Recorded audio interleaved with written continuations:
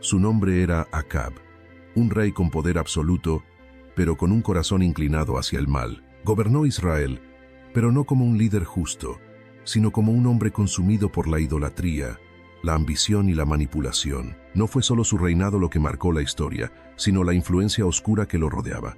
Su esposa, su consejera, su perdición. Juntos desafiaron a Dios, persiguieron a sus profetas y sumergieron a Israel en una espiral de corrupción y sangre. Pero todo poder tiene un límite, y cuando la justicia divina cae sobre un hombre, no hay palacio, ejército ni riqueza que lo proteja. Esta es la historia de la caída del rey Acab, y cuando la escuches, entenderás por qué el precio de desafiar a Dios siempre se paga. En Primera de Reyes 16, 29, 30, se narra: y Acab hijo de Omri comenzó a reinar sobre Israel, e hizo lo malo ante los ojos del Señor más que todos los que reinaron antes de él.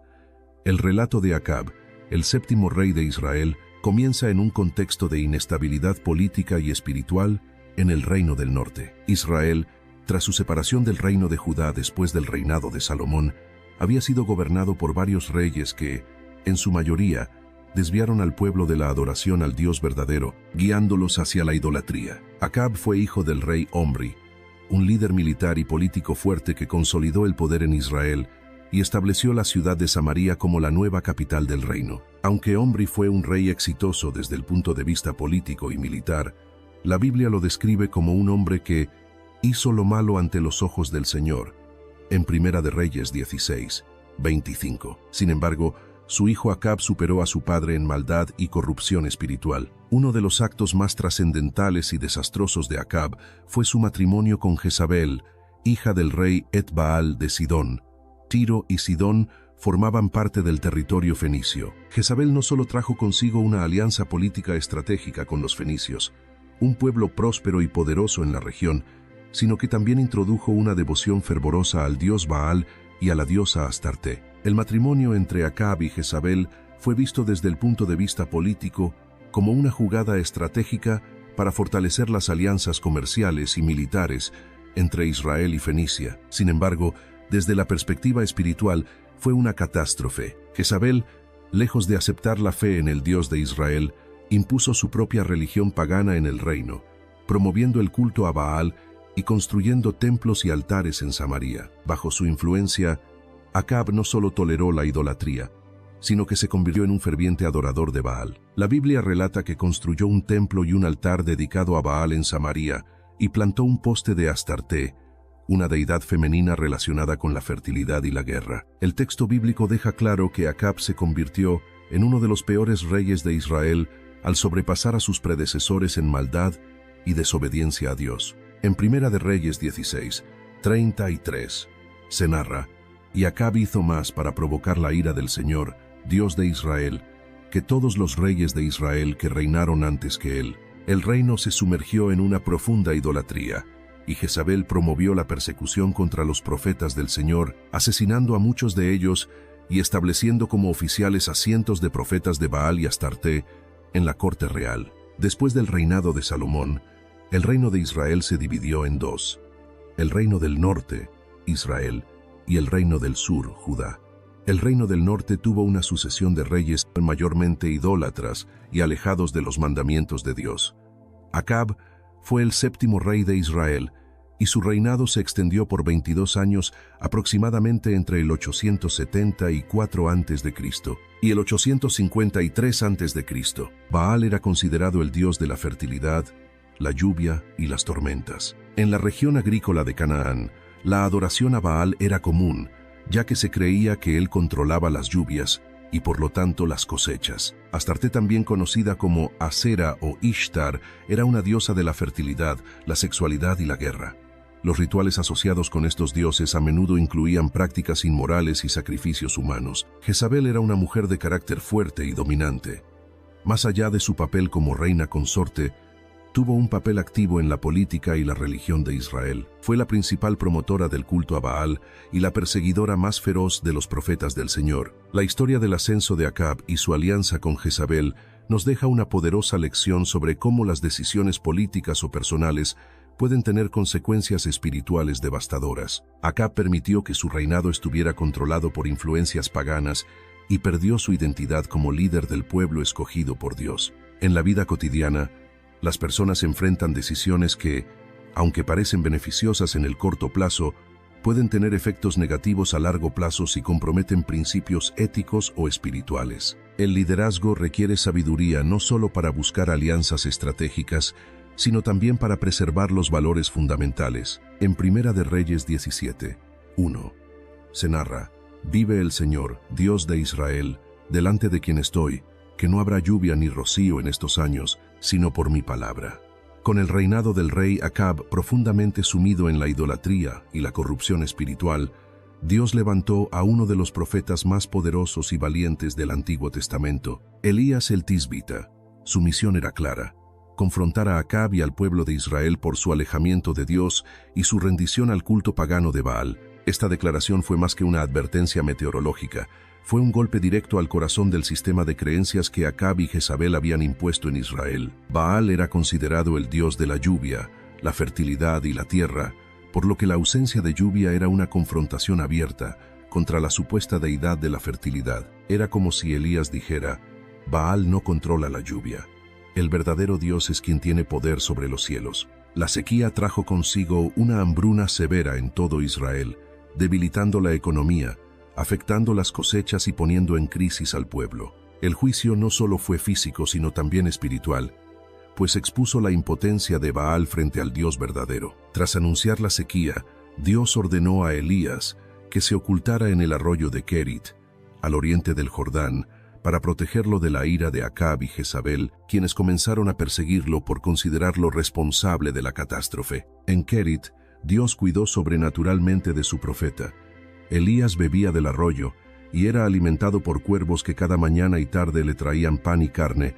1 Reyes 17:4-6. Este acto simboliza la fidelidad de Dios hacia quienes cumplen su voluntad, incluso en medio del juicio. Sin embargo, con el paso del tiempo, la sequía afectó también el arroyo, que terminó secándose.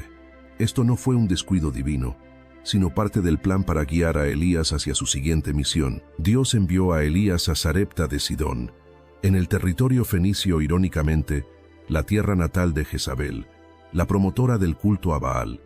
Allí, encontró a una viuda pobre recolectando leña. Elías le pidió un poco de agua y pan, pero la mujer le explicó que solo tenía un puñado de harina y un poco de aceite, suficientes para una última comida para ella y su hijo antes de morir de hambre. Elías le respondió con fe. En Primera de Reyes 17:13-14 se narra: «No tengas temor, ve, haz como has dicho, pero hazme primero de ello una pequeña torta cocida debajo de la ceniza, y tráemela.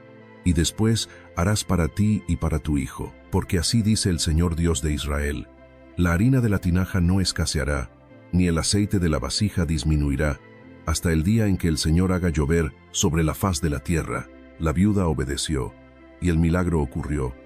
Durante toda la sequía, ni la harina ni el aceite se agotaron en su casa. A través de este milagro, Dios mostró que su poder y su misericordia se extendían más allá de las fronteras de Israel. Más adelante, el hijo de la viuda enfermó y murió, y Elías oró fervientemente por él.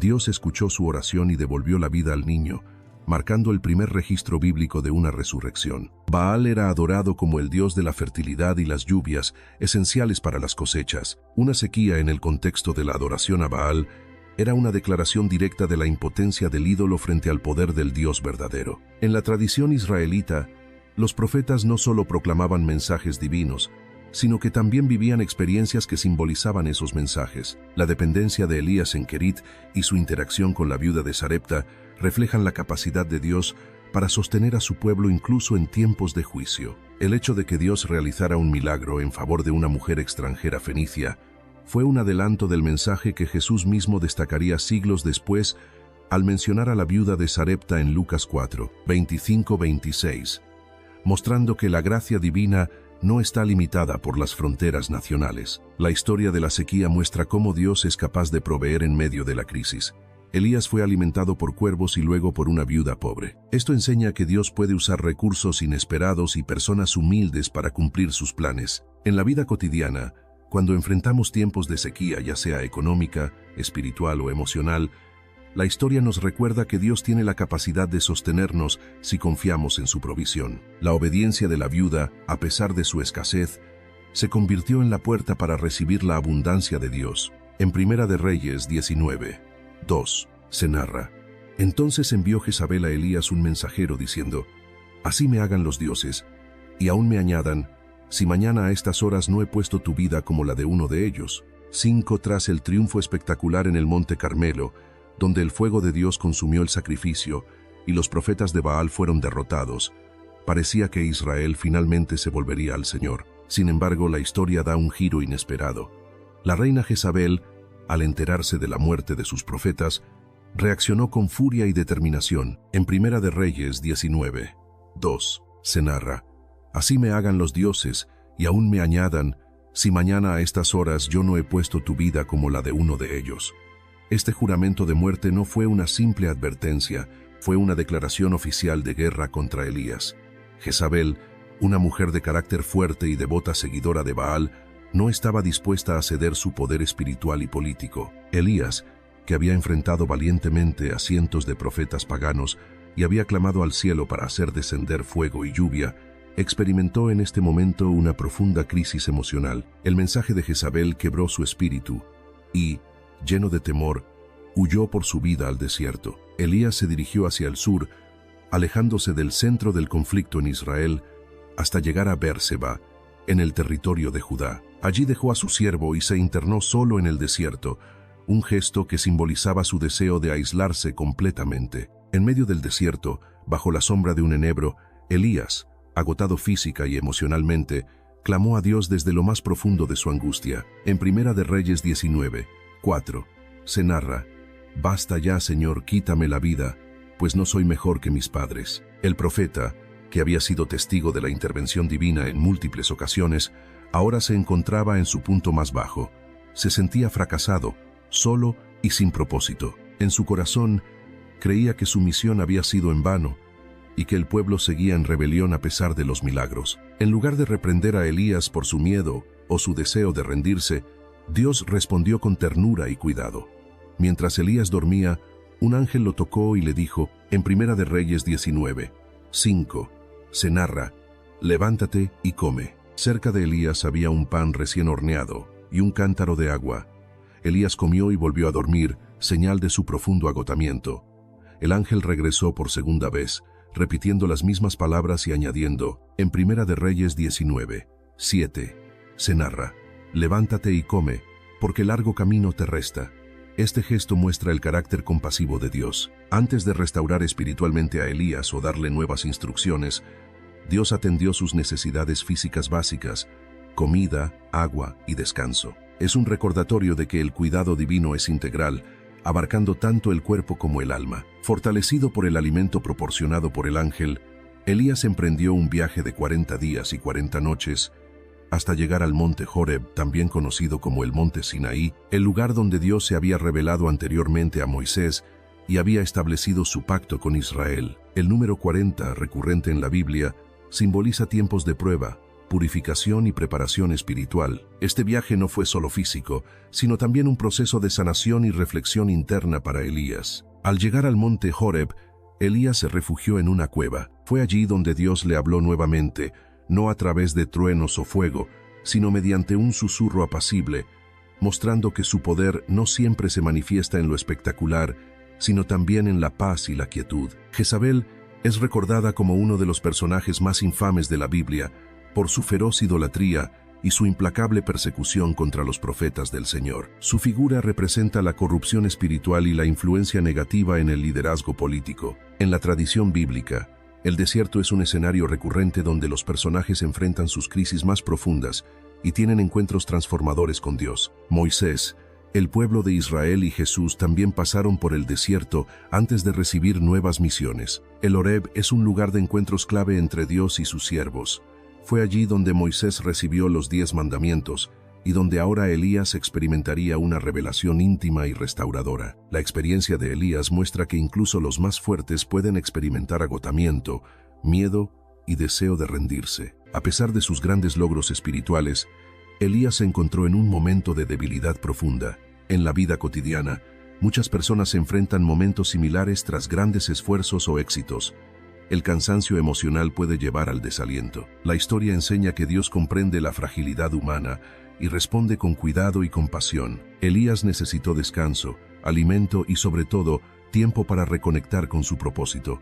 Dios no exige fuerza constante, ofrece espacios para la restauración y la sanación. En Primera de Reyes 19, 15-16, se narra: y le dijo el Señor: ve, vuélvete por tu camino por el desierto de Damasco, y llegarás y ungirás a Hazael por rey de Siria, a Jehú hijo de Nimsi ungirás por rey sobre Israel, y a Eliseo hijo de Safat, de Abel-Mehola, ungirás para que sea profeta en tu lugar. Después de su encuentro transformador con Dios en el monte Horeb, Elías no solo había experimentado una restauración espiritual, sino que también recibió un nuevo propósito. Dios no permitió que su profeta permaneciera en su estado de desesperación, sino que le entregó 3 nuevas misiones que marcarían el futuro de Israel. Dios le ordenó que dejara el monte y siguiera adelante, dándole instrucciones claras para la próxima etapa de su ministerio: ungir a Hazael como rey de Siria, ungir a Jehú como rey sobre Israel, ungir a Eliseo como su sucesor profético. Cada una de estas órdenes tenía implicaciones políticas y espirituales profundas,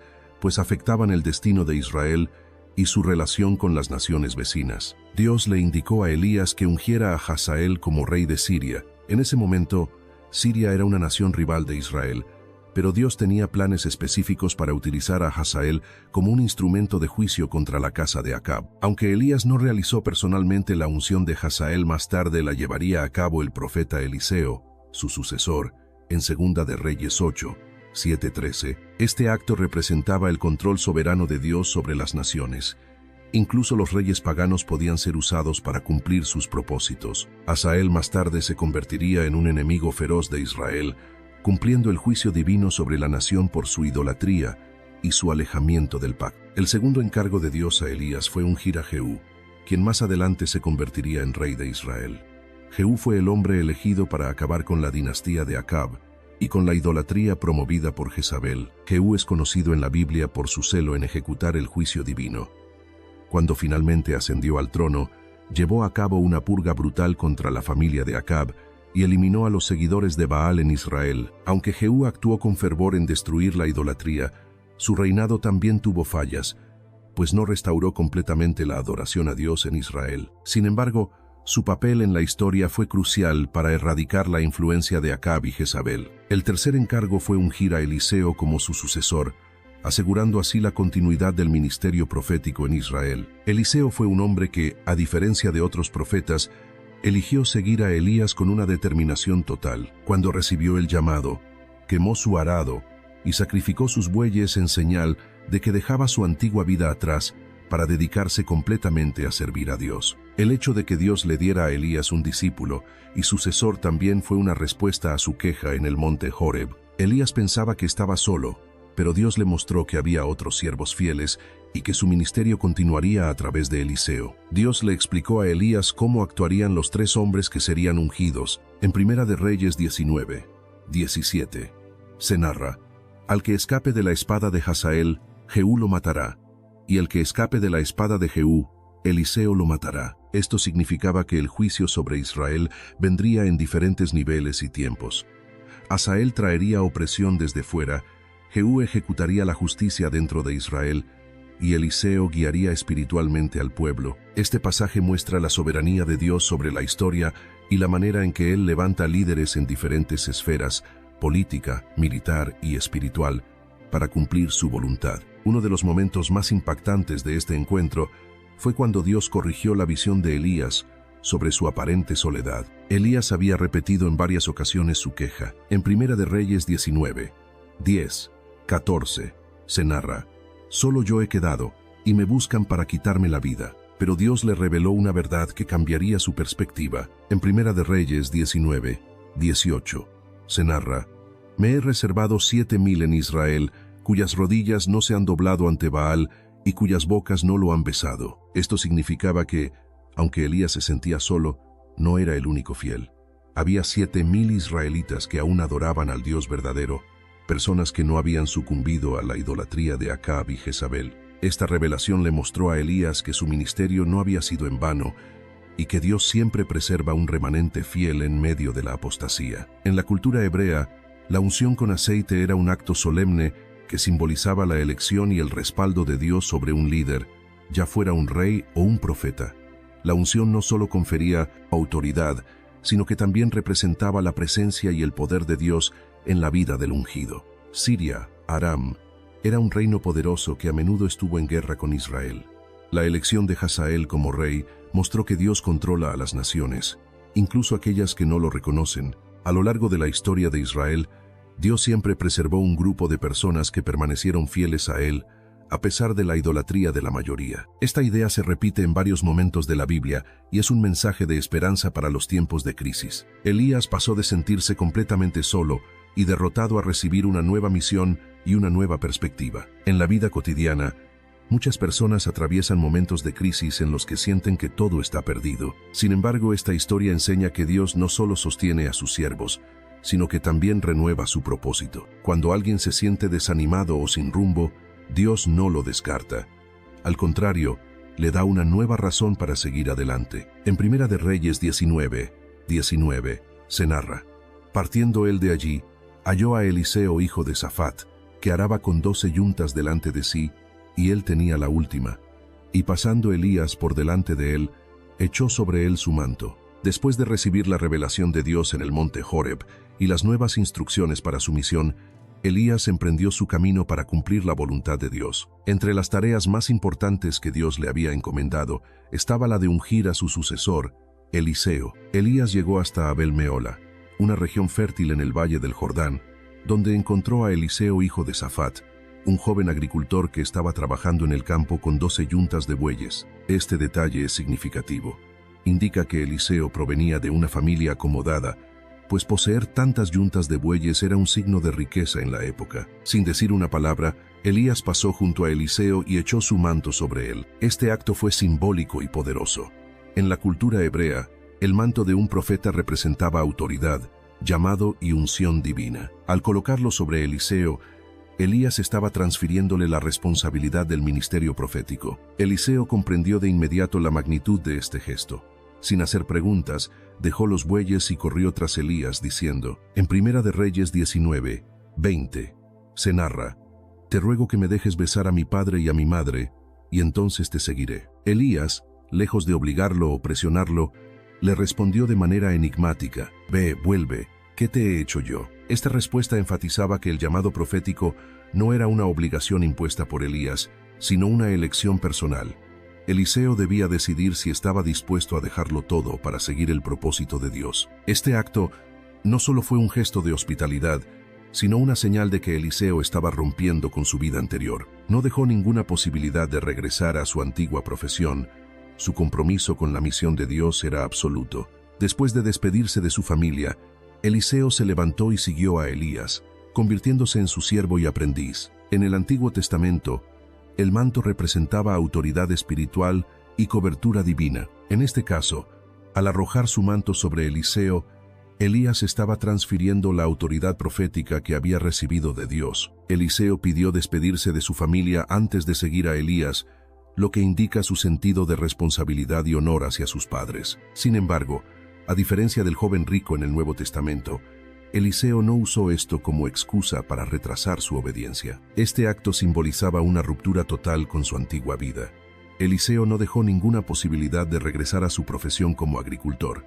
Era un compromiso total con el llamado profético. En los tiempos bíblicos, los profetas a menudo tenían discípulos o aprendices que los acompañaban y recibían instrucción. Eliseo pasó varios años sirviendo a Elías antes de asumir plenamente su papel como profeta de Israel. La historia de Eliseo nos muestra el costo del llamado de Dios y la actitud que debemos tener al responder. En la vida cotidiana, muchos enfrentan decisiones similares cuando Dios los llama a una nueva etapa, ya sea en el ministerio, en una carrera o en una misión personal. Eliseo nos enseña que responder a Dios con fe requiere decisión y compromiso total. Hoy en día, esto puede aplicarse a aquellas personas que sienten un llamado a servir a Dios, pero que dudan en dejar su zona de confort. La historia de Eliseo es un recordatorio de que cuando Dios llama, Él provee y capacita a quienes están dispuestos a seguirle con fidelidad. En 2 de Reyes 2:11 se narra: Aconteció que yendo ellos y hablando,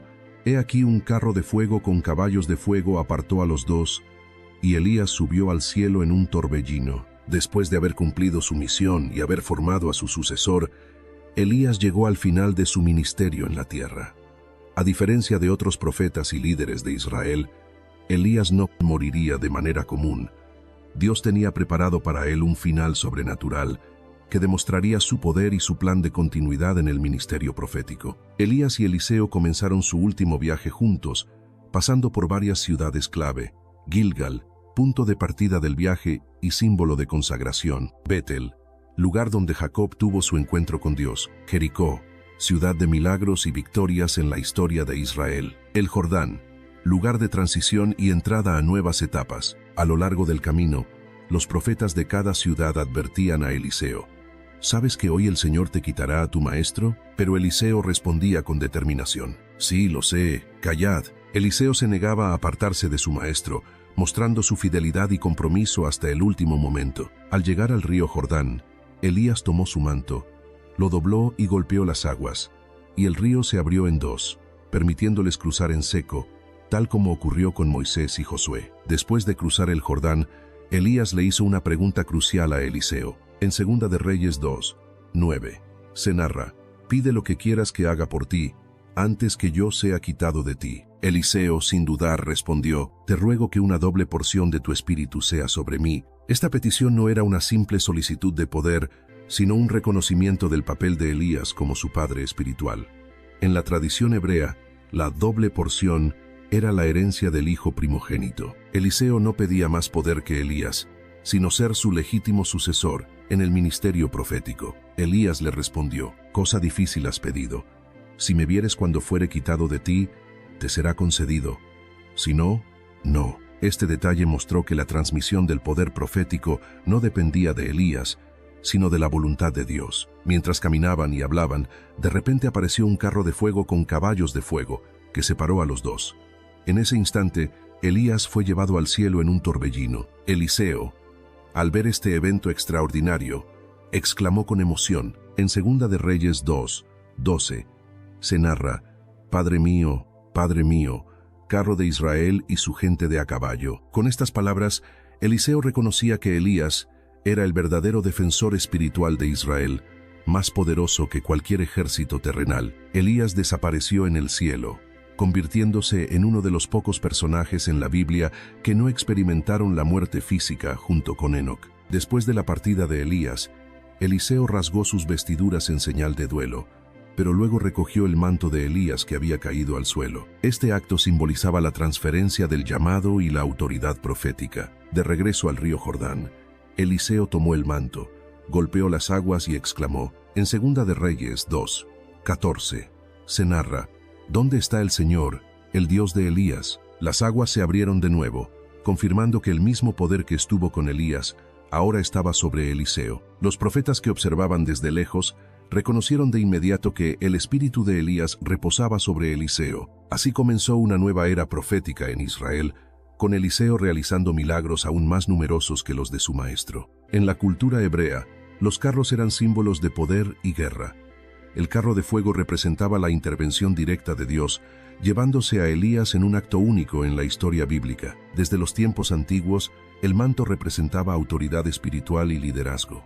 El traspaso del manto de Elías a Eliseo marcaba el reconocimiento divino de Eliseo como el nuevo profeta principal de Israel. Así como Moisés y Josué cruzaron aguas separadas para marcar el inicio de una nueva etapa en la historia de Israel, Eliseo cruzó el Jordán con el poder de Dios, demostrando que su ministerio había comenzado. La historia del arrebatamiento de Elías y la sucesión de Eliseo nos enseña que el propósito de Dios no depende de una sola persona, sino que continúa a través de aquellos que Él elige. En la vida cotidiana, esto nos recuerda la importancia de preparar a la siguiente generación, de formar líderes y de asegurarnos de que nuestro legado espiritual continúe después de nosotros. También nos enseña que Dios puede terminar una etapa de nuestra vida de manera gloriosa y comenzar algo nuevo a través de otros. Elías fue llevado al cielo, pero su ministerio continuó en Eliseo. Dios siempre levanta nuevos líderes para cumplir su voluntad. Eliseo no apareció de la nada.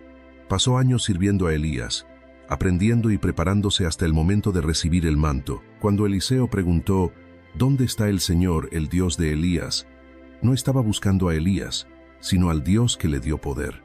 Nuestra confianza debe estar en Dios, no en las personas. La historia de Elías y Eliseo culmina con un evento sobrenatural y único en la Biblia: el arrebatamiento de Elías en un carro de fuego. Este momento no solo marcó el fin de un ministerio, sino el inicio de una nueva etapa en la historia profética de Israel con Eliseo como líder. Eliseo demostró su compromiso y fidelidad, recibiendo el doble espíritu de su maestro y continuando la obra de Dios en Israel. Este relato nos deja una enseñanza clara: Dios no deja su obra incompleta. Él siempre tiene un plan para levantar a nuevos siervos y continuar su propósito a través de generaciones. Así como Elías cumplió su misión y pasó el manto a Eliseo, hoy también estamos llamados a preparar y discipular a otros, asegurando que el mensaje de Dios y su propósito continúen hasta el fin de los tiempos.